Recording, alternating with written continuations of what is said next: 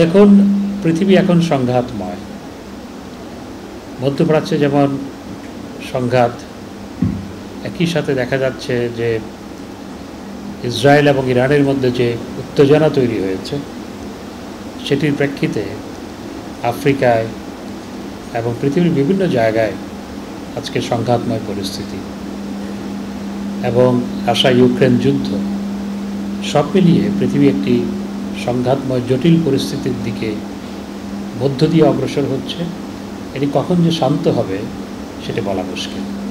সেই কারণে মাননীয় প্রধানমন্ত্রী শুরু থেকে, অর্থাৎ তিনি রাশিয়া ইউক্রেন যুদ্ধ শুরু হওয়ার পর থেকে এবং নতুনভাবে সরকার গঠন করার পরও বিভিন্ন সময়ে নানা নির্দেশনা মন্ত্রিসভার বৈঠকে এবং নানা সময়ে তিনি প্রদান করেছেন।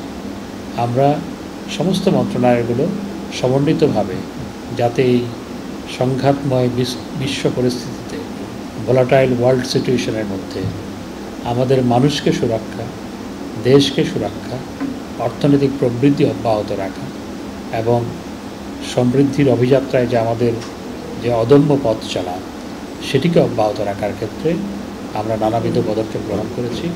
এটা একটা কোনো মন্ত্রণালয়ের বিষয় নয়, এটা পুরো সরকারের বিষয়। আমরা দেখি যে সবসময় কোনো শীর্ষ ভিজিট হলে, খুব সংক্ষিপ্ত ভিজিট হলেও সেই শীর্ষ ব্যক্তিটি হয় ধানমন্ডি 32 নম্বরে অথবা অন্তত পক্ষে আমাদের সাভার স্মৃতিসৌধে যান শ্রদ্ধা নিবেদনকে।